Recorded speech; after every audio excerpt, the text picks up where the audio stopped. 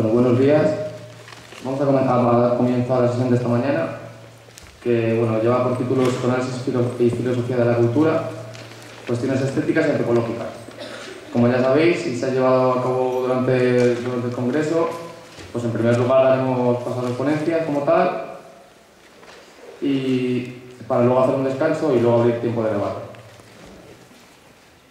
Bueno, en principio la sesión estaba programada a media hora por ponencia, pero parece que se van a alargar más, así que será la dinámica que ha venido teniendo en nuestras sesiones, no habrá ningún problema, espero. Y pues nada, por supuesto agradecer a todas las personas que estáis aquí, tanto en esta mesa como al otro lado, por asistir y por estar siguiendo el Congreso. Y nada, pues en cuanto a las personas que están en esta mesa, pues es un placer contar con la participación de Pilar Pérez Camarero, que está a mi izquierda, y de Ana María Leira Soriano, que también. A las que presento por orden de intervención. ¿Qué orden de intervención es? Pues tal y como pone en el tríptico, pues Ana María Leira es doctora en Filosofía, es profesora titular en el área de Estética y Teoría de las Artes de esta misma facultad. Ha centrado sus investigaciones en materia de creatividad, gesto, las relaciones entre arte y la locura, estética literaria y escritura de imagen. En la actualidad se encuentra fuertemente comprometida con el estudio de este último ámbito, la escritura, la imagen y sus relaciones, dedicación que la ha llevado a ser directora de la revista titulada con el mismo nombre, Escritura e Imagen, codirectora del Grupo Internacional e Interdisciplinar de Investigación Complutense, la Europa de la Escritura, y directora del Seminario Permanente de Investigación Científica, también llamado la Europa de la Escritura, el cual se reúne mensualmente en esta misma facultad. Además, ha publicado diversos artículos en revistas nacionales e internacionales y es autora de obras como La mirada creadora, Poética y Transfilosofía, La estética hoy o de Cervantes a Dalí, Escritura, Imagen y Paranoia, entre otras obras. Y bueno, también ha sido editora de obras como Filosofía y Literatura, Tiempo de Estética o Las paradojas de lo sonoro. Y Pilar Pérez Camarero, que es doctora en Bellas Artes, experta en educación artística y posgraduada en psicoanálisis analítico, profesora en el Departamento de Educación Artística, Plástica y Visual de la Universidad Autónoma de Madrid. Forma parte de los doctorados interuniversitarios de Arte, Terapia y Creatividad Aplicada y dirige el Grupo de Investigación Científica, Cultura y Imaginario y Creación Artística. Además, desde los 15 años es artista performer y artista visual, desarrollando su actividad como tal en torno al imaginario interno y la simbología onírica, en tanto que en la actualidad lleva a cabo diversos proyectos artísticos y de investigación estrechamente relacionados con estos ámbitos.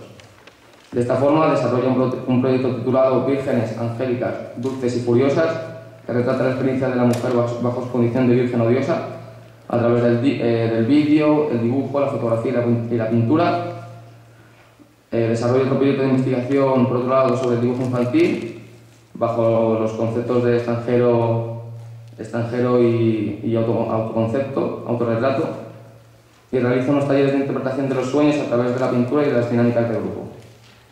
Y ha publicado diversos textos de investigación, tales como La palabra cotidiana, Alquimia, la transformación desde lo material, La imagen de la santidad y la cuestión de género, una reflexión desde la estética y la antropología, o de lo cultural a lo universal, imágenes y dibujos a través del viaje y el trabajo de campo antropológico, obra que constituyó su tesis doctoral. Y bueno, de las presentaciones, pues tal y como dije, primero intervendrá Ana María Leira, así que toma la palabra.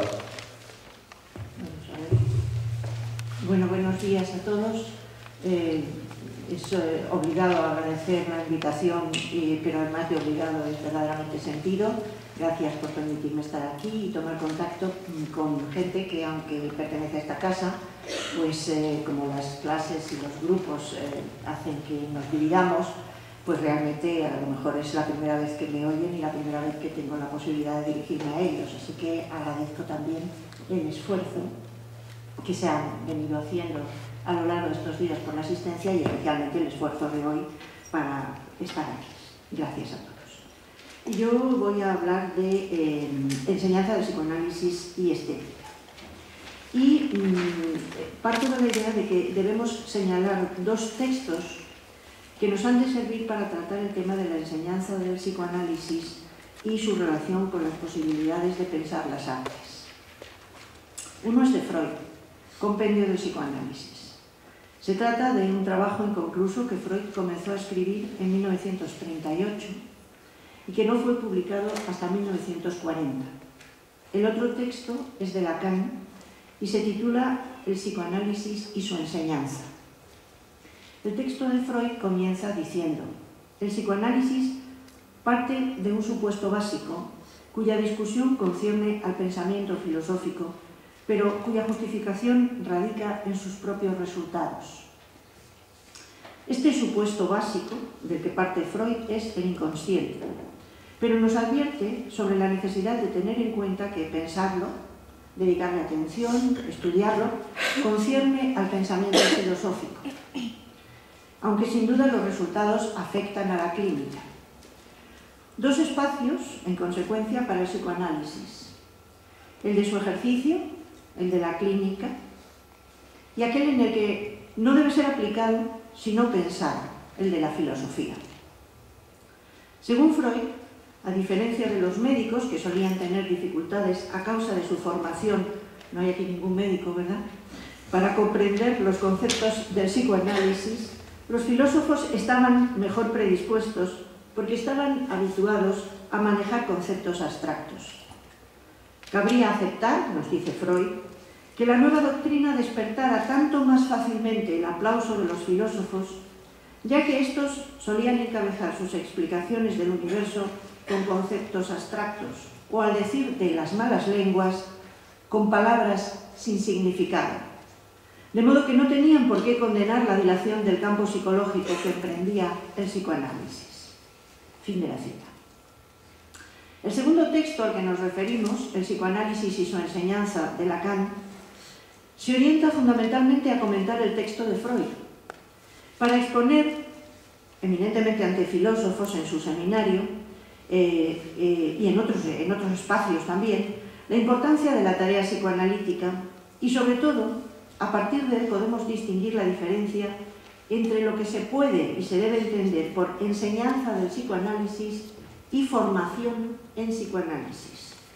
Ambos aspectos competen a una tarea de transmisión del psicoanálisis, pero mientras hablemos de enseñanza, el campo queda abierto a una reflexión que se dirige, a pesar de las resistencias iniciales a las que Freud tuvo que enfrentarse, a una universitas literarum.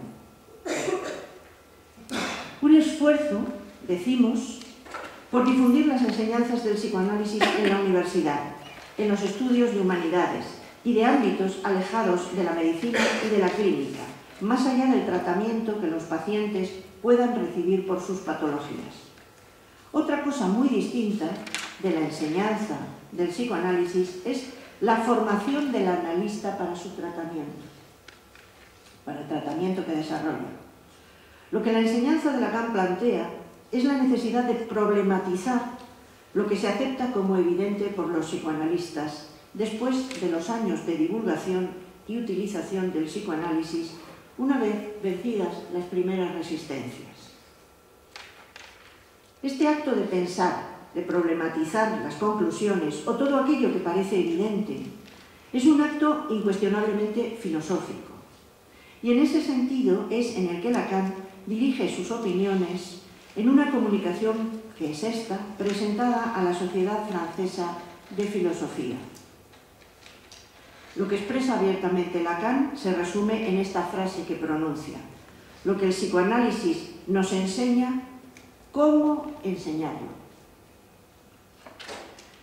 Por nuestra parte, trataremos en las páginas que siguen de tomar, además, como punto de partida, un pequeño texto de Freud, su estudio sobre lo perecedero, para pensar a partir de algunas de sus reflexiones la relación entre el arte y el sentimiento de caducidad desde una perspectiva estética. E intentaremos aludir a la existencia de una intención diferente entre este pequeño texto y su posterior estudio sobre el duelo y la melancolía. Pasamos, por lo tanto, a esa segunda parte de reflexión sobre un texto ya concreto de Freud y su aplicación al arte. Partimos de la idea de que existe un vínculo entre la melancolía y el sentimiento de fugacidad que amenaza al ser humano, haciendo que la idea de la ausencia de estabilidad, de permanencia y la certeza de la irrupción del azar en el ámbito de lo cotidiano muestren de un modo plausible la realidad de la muerte.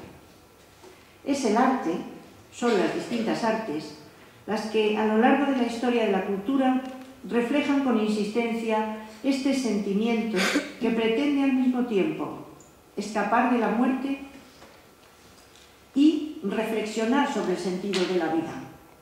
Y son las artes, es el arte, la capacidad creadora, lo que a fuerza de enfrentarse al sentimiento de la caducidad, al destino inexorable al que se encuentra sujeta nuestra existencia, constituye en los orígenes de la cultura un paliativo, y de las distintas culturas un paliativo, un intento de conjurar los efectos de la aniquilación y un recurso para el logro, si bien desde luego imaginario, de la permanencia post-mortem. El melancólico Arquíloco expresa con toda rotundidad esa vivencia de un profundo desasosiego ante la irrupción en el ámbito de lo cotidiano de aquello que por inesperado, por azaroso o por inexplicable provoca en nuestra vida la zozobra. Sobre todo la zozobra ante una existencia que no tiene garantías. Nada puede no esperarse, cito Arquíloco, o afirmarse con juramentos que es imposible, ni tenerse por asombroso, después de que Zeus, el padre de los olímpicos, del mediodía hizo noche, ocultando la luz del sol que brillaba, y un desdichado terror cayó sobre los hombres. Después de eso, todo es creíble y esperable para los humanos. Que ninguno de vosotros se sorprenda al ver que las fieras terrestres intercambian con los delfines el reino marino y que las estruendosas olas del mar se les hacen más queridas que la tierra firme, mientras estos prefieren la boscosa montaña. Fin de la cita de Arquíloco. En este fragmento, el poeta, ante la sorpresa del oscurecimiento del sol a causa de un eclipse, ante la imposibilidad de explicar que la noche irrumpa en pleno día, ante la ausencia de firmeza incluso en lo tocante a las más elementales experiencias de la vida cotidiana, expresa que un desdichado terror cayó sobre los hombres. Y con un verso evoca la atmósfera espiritual en la que decimos que el arte surge como medio para mantenerse a salvo del sentimiento ante lo efímero. Desde la antigüedad clásica hasta hoy son sin duda los escritores, poetas, dramaturgos o novelistas quienes verbalizan con mayor precisión el conflicto entre la caducidad y lo imperecedero que alienta en el fondo de todo quehacer artístico.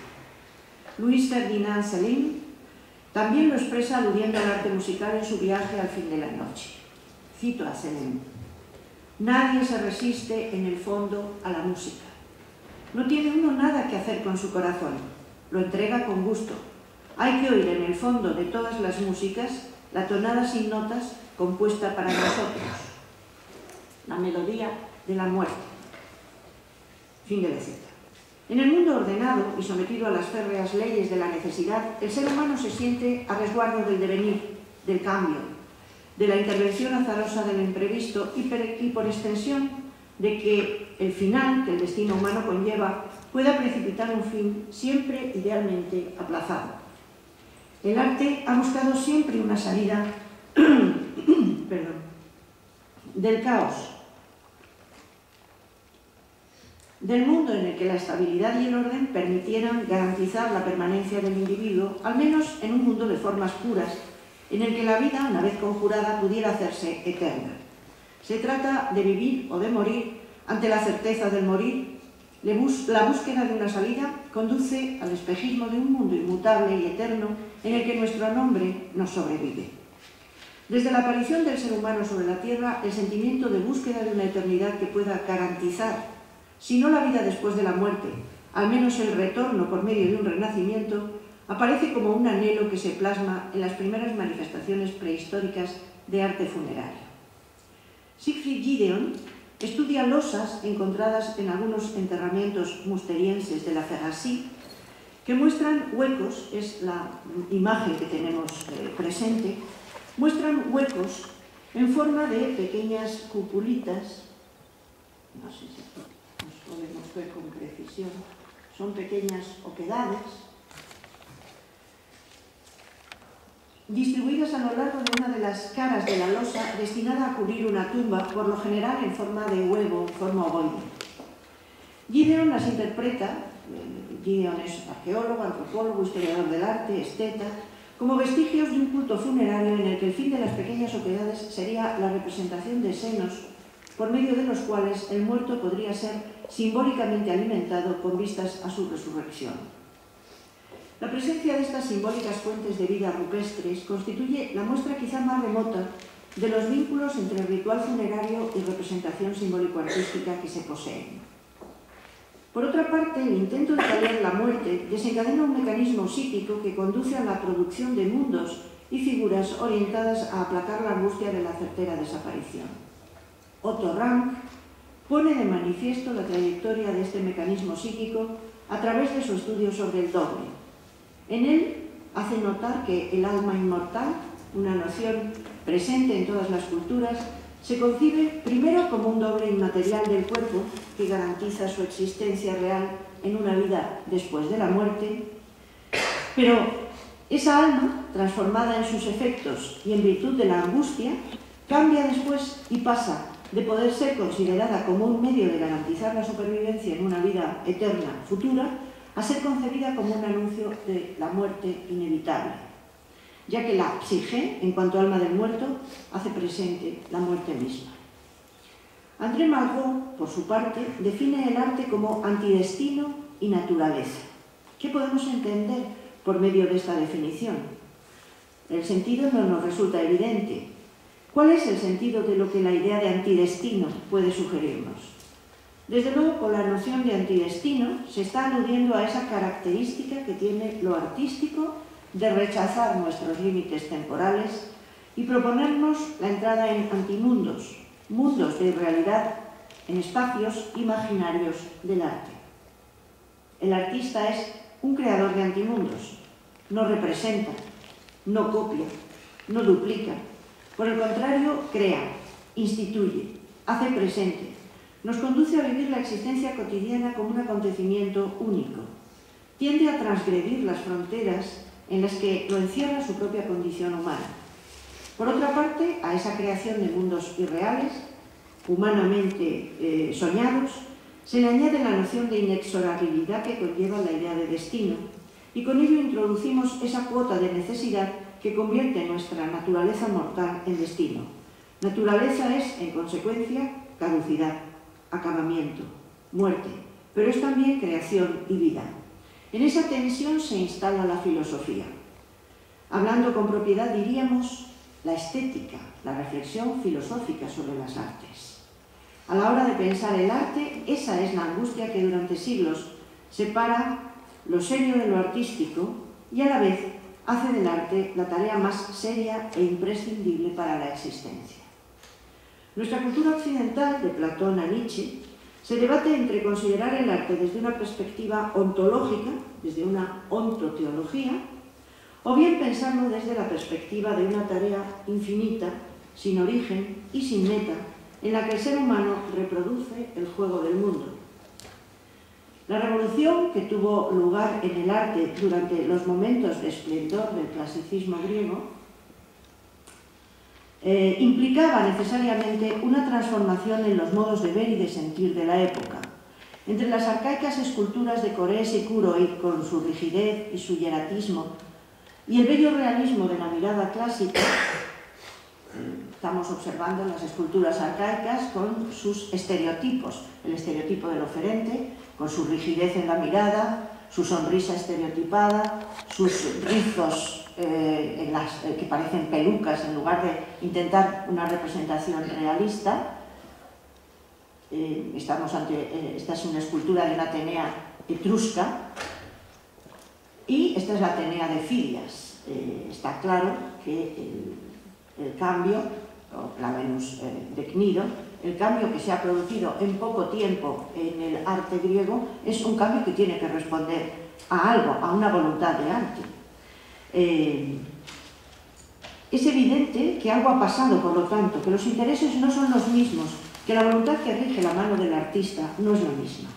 Alois Riegel le llama a estas intenciones que se traslucen en las obras voluntad de arte y entiende que los cambios en los estilos obedecen no a cambios en la habilidad del artista, sino en sus inquietudes, en el sentir y en el pensar de los representantes artísticos de cada época. Entre la etapa arcaica y la etapa clásica de la cultura griega antigua se ha introducido el gusto por la representación de lo perecedero. En este cuerpo que representa la vida, que representa naturalísticamente al ser humano, está representada también la caducidad y la muerte. Porque no es un estereotipo, no es un esquema, es un personaje, una persona, físicamente una mujer o un hombre o un discóbolo reales. Antes, hasta el siglo V a.C., solo nos encontrábamos con la representación del oferente, del exvoto, de quien como idea o modelo arquetípico representa algo o a alguien sin ningún tipo de personalización. La vida está ausente de las inquietudes del escultor, porque sus inquietudes buscan lo imperecedero en el esquema, buscan la eternidad, los rasgos ejemplares y abstractos, permanentes e inmutables. El escultor se ha instalado en un mundo más allá de la vida, en el ámbito del ideal, que no es otro que el ámbito de la muerte, de lo inerte, de lo que no cambia, de donde está expulsado el cambio. Después de esas fechas, el afán por representar fielmente la realidad hace de la sumisión fiel al modelo un parámetro valorativo que ha ejercido su tiranía con sutiles, aunque importantes excepciones, hasta etapas muy cercanas de la actualidad. La experiencia de la fugacidad y de lo que existe a nuestro alrededor y de pensar que puede perecer suscita un impulso ambivalente que quiere al mismo tiempo apresar el mundo que nos rodea en un tiempo eterno para ponerlo a salvo y sentir con irreprimible tristeza la ineficacia de nuestro intento. Freud aborda en un escrito que titula Lo perecedero la descripción de un sentimiento que, ante la brevedad temporal de la belleza, puede impedirnos su disfrute a causa de la certeza de su caducidad. El texto data de 1915 y en él se nos describe, desde un interés que parte de la curiosidad del antropólogo por toda experiencia humana, cómo entender que ante las bellezas que nos rodean nos sea imposible, en determinadas circunstancias, disfrutar de su contemplación debido al convencimiento de que más o menos pronto, pero en un lapso de tiempo inexorable, todo ese esplendor habrá desaparecido. Es curioso que en el escrito Freud nos hable de, cito a Freud, y cito lo perecedero, un amigo taciturno y un joven, pero ya célebre poeta que admiraba la belleza de la naturaleza circundante, mas sin poder solazarse con ella, pues le preocupaba la idea de que todo ese esplendor estaba condenado a perecer. Fin de la cita. Está claro que en el texto se parte de una experiencia que afecta al ser humano predispuesto a la introspección y el ensimismamiento. Un amigo taciturno no es cualquier persona, es un amigo con unas características muy concretas, diríamos al melancólico, y sobre todo al artista, al ser humano, habla de un poeta, que goza de una peculiar sensibilidad que le permite establecer un lazo empático con las cosas y con sus semejantes. La aparición de este texto de Freud, de 1915,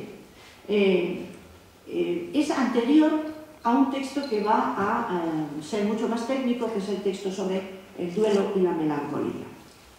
El propio Freud nos advierte que la charla con los amigos, en la que tuvo lugar la anecdótica reflexión sobre lo perecedero, sucedió solo un año antes de que se produjese el fatal estallido de la Primera Gran Guerra Europea, momento en el que el sentimiento de pérdida de cuanto había significado una referencia cultural pudo con verdad afectar a la mayor parte de la población del continente. La guerra del 14, la anécdota que recuerda es aproximadamente un año antes y la publicación de este texto es en 1915.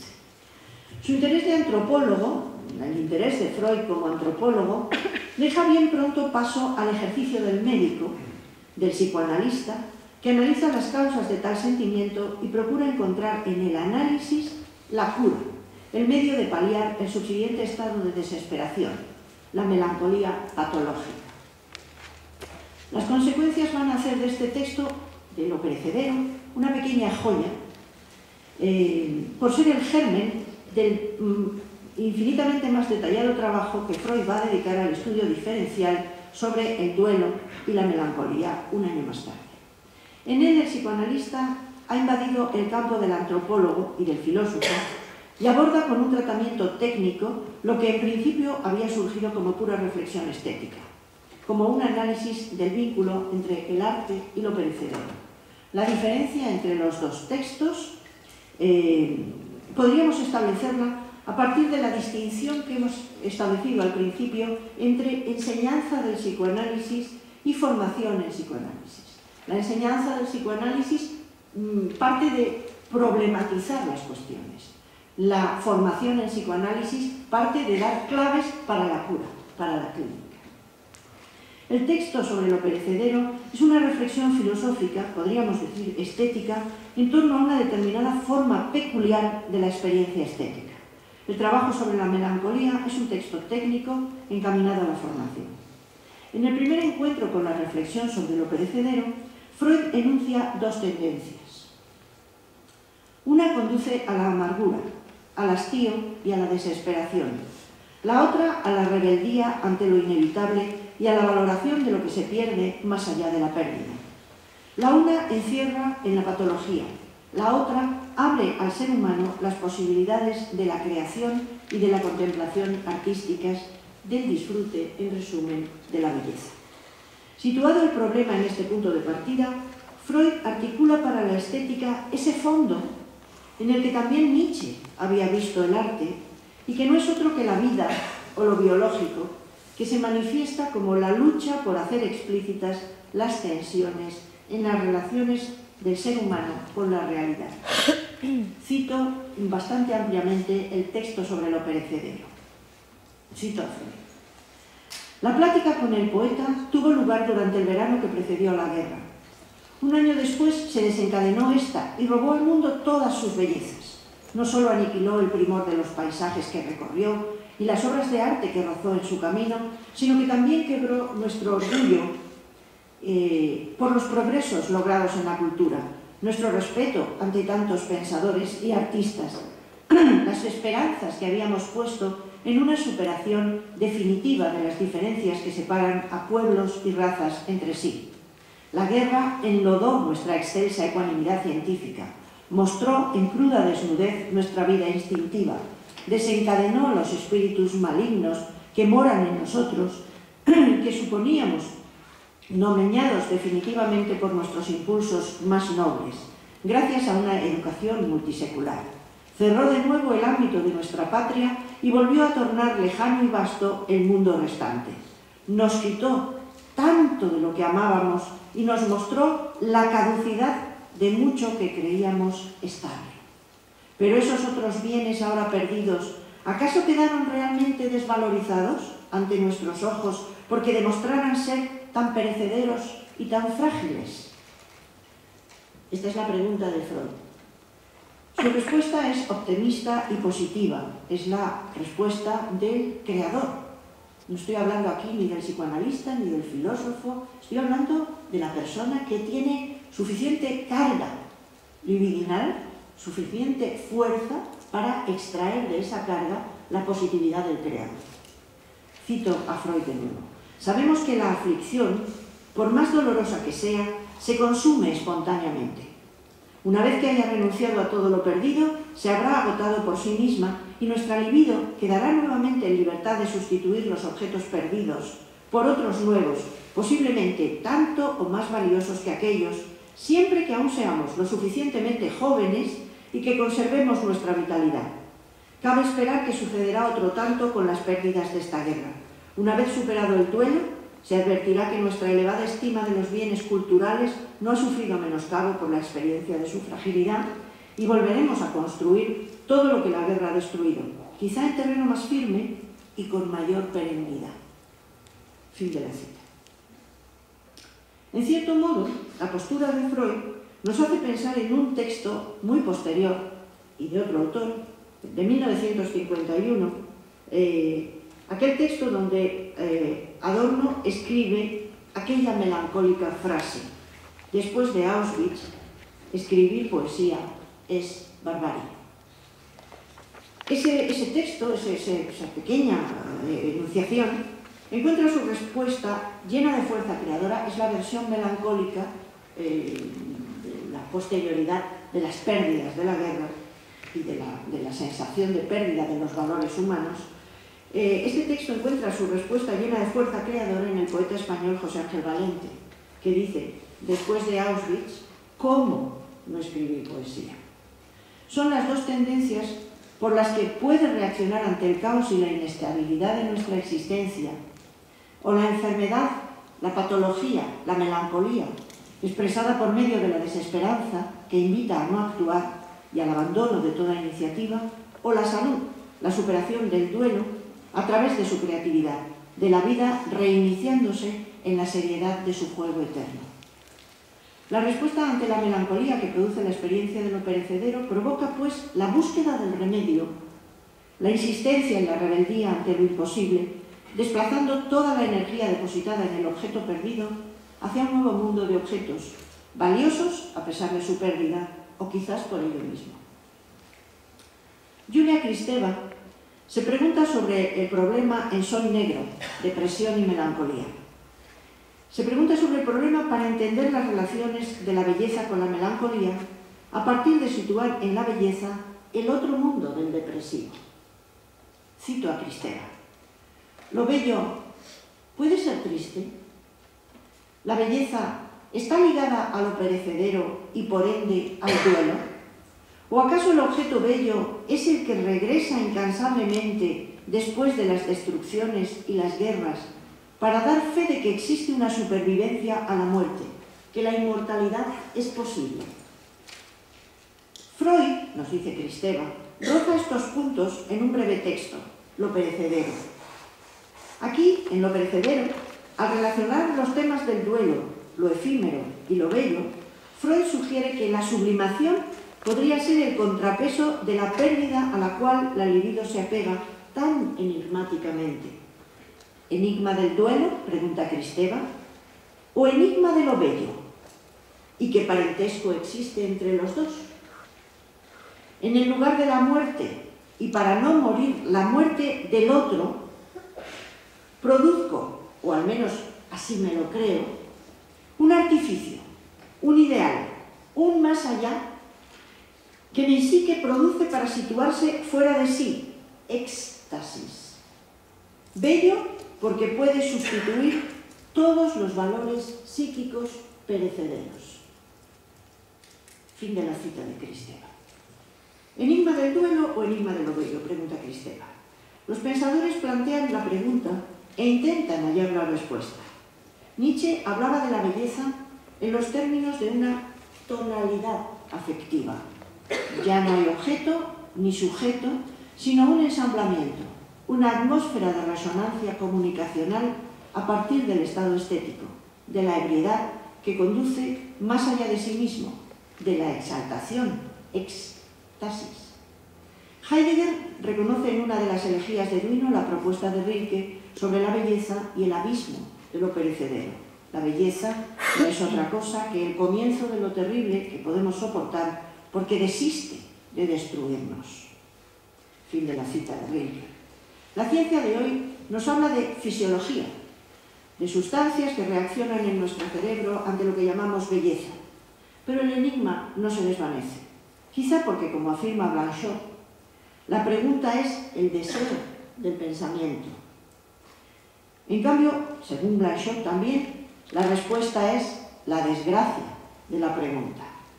La pregunta es lo abierto, lo inconcluso, aquello a lo que nos podemos asomar infinitas veces sin agotarlo nunca, mientras que la respuesta no colma el deseo, que en definitiva es siempre el hueco insondable del que surgen todas las preguntas. Reduce las infinitas posibilidades a concretarlas en una sola. Se trata, pues, de enfrentarse, según Blanchot, al gran rechazo, a la tentación de lo eterno, a la negativa ante lo inevitable. Se trata de esperar contra toda esperanza, de perseverar en la fe inquebrantable en lo imposible. Se trata de alimentar la ilusión de poder ser eternos. El hombre medieval sentía la vida como un tránsito, como una espera que le preparaba para la verdadera existencia en el paraíso reservado a los justos. En el Renacimiento, una oleada de laicismo enfrenta al hombre con su calavera, enlazando su cuerpo vivo al esqueleto que le pertenece. Una nueva categoría estética, la de lo macabro, llena lienzos y espacios de danzas de la muerte en las que el fin inevitable alcanza a pobres y ricos. Igualando clases sociales y desigualdades de lo más variadas. Frente a la extinción inevitable, surge así la ilusión de una fama que permita la pervivencia del nombre. Del nombre. Por un lado, muerte física, el esqueleto representado como doble, esta vez mortal, del cuerpo, no como doble espiritual, la psique. Y por otro, el nombre propio consagrado para una vida futura, para la fama, son los intereses en torno a los cuales gira la experiencia de lo perecedero en el humanismo renacentista. Desde los inicios del Renacimiento y a lo largo del Barroco, la durabilidad del arte frente a lo efímero de la existencia constituye un elemento didáctico que se hace presente mediante el tema de la vanitas. En un texto del siglo XIV, atribuido a uno de los hijos de Dante, Jacopo, o quizá Piero Alighieri, se dice: «Yo soy la muerte, gran princesa que arroja al vacío la soberbia humana.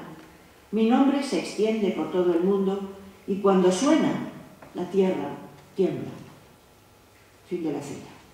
Las primeras danzas de la muerte datan del siglo XIII y las representaciones proliferan en toda Europa buscando, sobre todo, la eficacia de una lección moral en la que se pretende mostrar la nivelación de las clases sociales, la ausencia de privilegios ante la gran igualadora.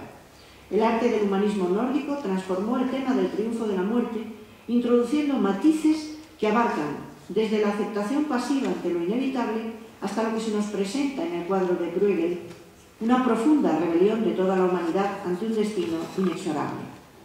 En este lienzo, los ejércitos de esqueletos se enfrentan a los mortales y pese a todo nadie puede quedar a salvo.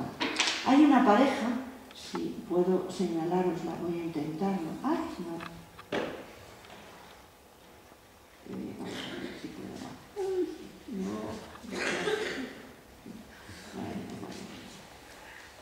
es absolutamente resistente. Ahí, veis, es una pareja que se refugia en la música y que, apareciendo en la parte inferior derecha, parece que con ello el artista quiere decirnos que el arte es imperecedero.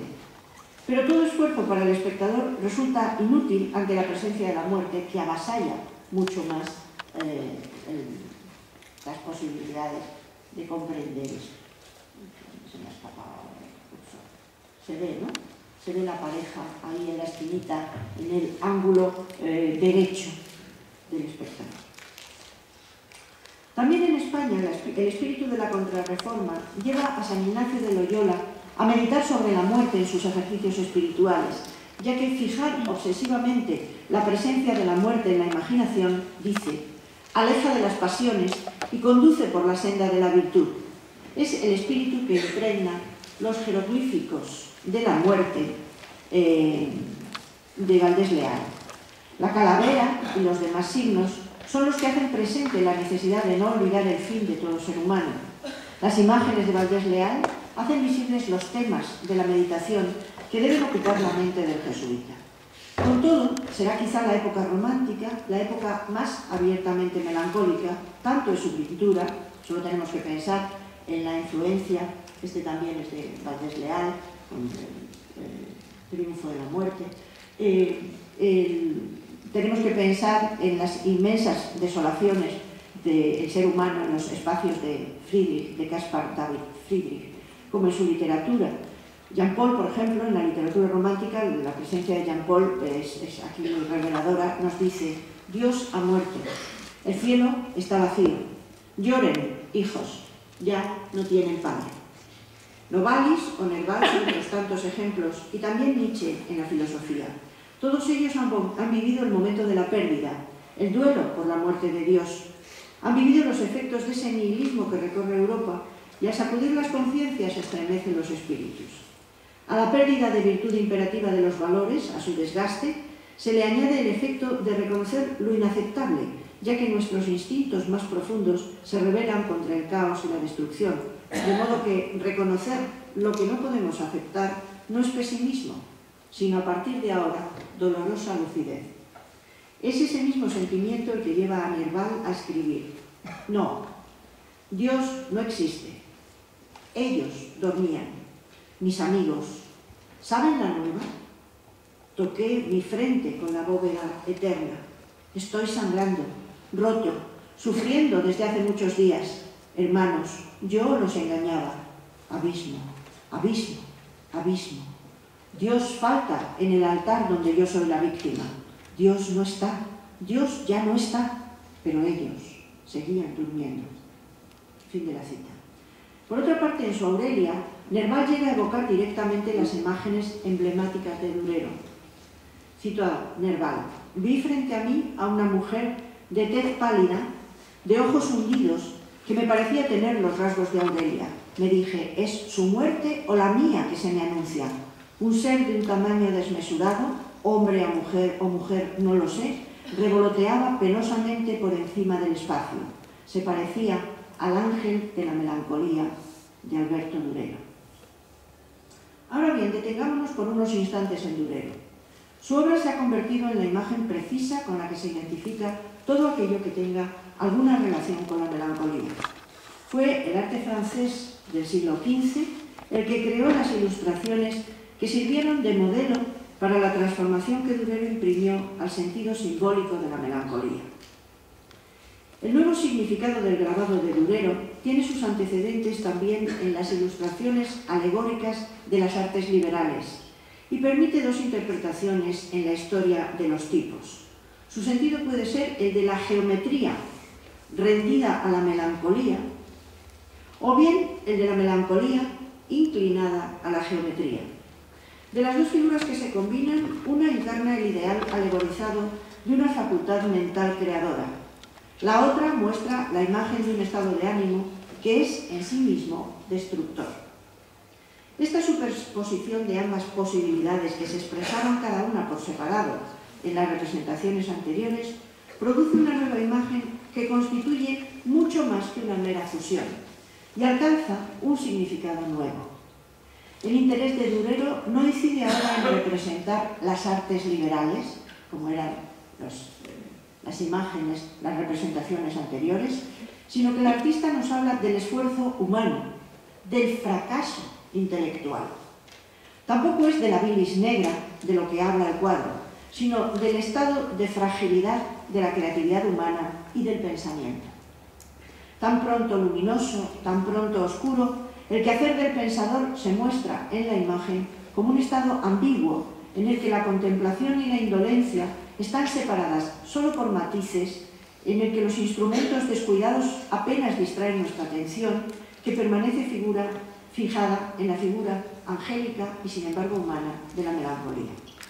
Por otra parte, existía en la tradición humanista un vínculo entre Saturno y la geometría, así como también existía un vínculo entre Saturno y la melancolía. Desde la filosofía escolástica, con Enrique de Gante, y después en Pico de la Mirándola, se describen dos tipos de pensadores. Por un lado, las mentes filosóficas, con capacidad de abstracción y entregadas tanto a la metafísica como a captar con profundidad la idea de ángel o la idea de la nada extramundana. Por otro lado, habría que pensar también en las mentes en las que predomina la imaginación, que no pueden pensar si no es aquello que posee una ubicación en el espacio. Cito el texto de Klivansky, Panofsky y Saxon. Los melancólicos están bien dotados para la geometría, pues la propia definición de Enrique de Gante restringe el campo de la matemática a la ciencia situs et magnitude, la ciencia del lugar y de la medida, porque piensan en términos de imágenes mentales concretas y no de conceptos filosóficos abstractos. A la inversa, las personas bien dotadas para la geometría por fuerza han de ser melancólicas, porque el saber que existe El saber que existe una esfera que está más allá de su alcance les hace sufrir de un sentimiento de confinamiento e insuficiencia espiritual. Esto es precisamente lo que la melancolía de Durero parece experimentar. Alada, pero acurrucada en el suelo, coronada, pero sumida en sombras, equipada con los instrumentos del arte y de la ciencia, pero presa de la cavilación ociosa, ofrece la imagen de un ser creador reducido a la desesperación por su conciencia de las barreras infranqueables que lo separan de un ámbito superior del pensamiento. Fin de la cita. Ahora bien, resulta comprobar que, a pesar de todo, hay autores que no reconocen la melancolía de Durero como un cuadro melancólico. Y se diría que nos invitan a comprenderlo como una racionalización del pintor, quien, como se ha visto, se interesa más por representar la geometría con los atributos del pensador que por la superioridad de sus capacidades intelectuales. Han sido a lo largo de los siglos identificados como personas en posesión de un temperamento melancólico. En consecuencia, para estos autores, la melancolía de Durero no induce a compartir una determinada atmósfera en la que espiritualmente nos inunda la aflicción, y comprobamos que no hay allí ninguna ausencia evocadora de lo que habiendo sido ya no es, y por ello tenemos duelo, nos apena, nos aflige. Si comparamos el grabado de Durero con otros cuadros, quizás se nos haga en ellos más atenazadora aquella sensación de duelo, de pérdida, que la noción de melancolía implicaba, según el ensayo de Freud. Uno de estos ejemplos es el cuadro de Jean Van Eyck, titulado El matrimonio Arnolfini. Ya nos hemos referido al modo en que el hombre medieval orienta todos sus esfuerzos hacia la consideración de los bienes materiales, a considerarlos como transitorios para conferir valor a la eternidad de una vida post-mortem que garantiza, tanto para el justo como para el pecador, la eternidad.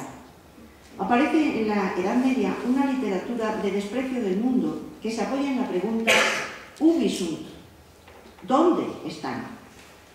¿Dónde están todos aquellos bienes que hacían al hombre valorar la existencia? Cito un texto medieval citado por Jean Bialostocki en estilo e iconografía. ¿Dónde está la gloria de Babilonia? ¿Dónde está ahora el terrible Nabucodonosor y la fuerza de Darío y la de Ciro? ¿Dónde está ahora Régulo? ¿Y dónde están Rómulo y Remo? De la rosa de ayer solo tenemos el nombre y ahora solo nos quedan los nombres desnudos. Fin de la cita. En el cuadro de Van Eyck observamos una atmósfera especial. Los utensilios, las zapatillas, la lámpara, las telas, todo ello está tratado con el mayor cuidado, como si el pintor se recrease en todo aquello que rodea al ser humano de bienestar, en lo que hace que la vida sea placentera. Es el ámbito del hogar y del vínculo entre dos seres humanos lo que el pintor está llamado a reproducir. Apenas llama nuestra atención el espejo del fondo, un ornamento que sin duda decora la estancia con el artificio de las imágenes deformadas por la curvatura de su superficie convexa. El espejo a la espalda de los retratados nos muestra el reverso de las pinturas que vemos de frente. Diríamos, lo que está detrás ha quedado atrás para el espectador y, por analogía, lo que temporalmente ha quedado atrás, el pasado. En el pequeño espacio especular también aparece la imagen del pintor trabajando, retratando a los esposos e inmortalizando el momento. Diríamos en principio que el pintor quiso ver todo, lo que se ve, lo que se mostraba de frente y lo que quedaba oculto a la espalda, inmortalizar no solo el rostro y el aspecto, sino la totalidad. Ahora bien, sobre el espejo apenas iluminado por la tenue luz de la araña que tan amorosamente Van Eyck dibuja, encontramos una escritura, un pequeño texto firma en el que se puede leer con una caligrafía primorosa: Jean Van Eyck estuvo aquí, 1434. Es el retorno del Ubi sunt medieval transformado ahora por la crisis melancólica del hombre renacentista. Al dónde se añade ahora el cuándo, y el tiempo se coagula en el espacio del cuadro, haciendo del pasado, presente y futuro a la vez. Frente a la pregunta por la justificación de la existencia, el espíritu religioso encontraba la respuesta en la salvación del creyente y en su vida eterna junto a la divinidad, lo que daba sentido al dolor y a la muerte.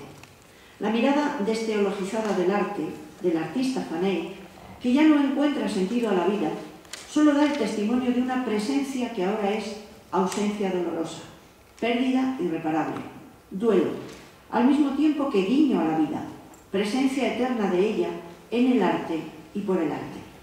La escritura sobre el espejo la firma en cuanto a escritura del nombre propio del autor, tanto como el propio arte pictórico nos devuelve no al artista inmortal, sueño imposible, sino el sueño de inmortalidad del arte, su aspiración más profunda, perdurar, vencer a la muerte y con ello invitarnos a compartir su universo irreal.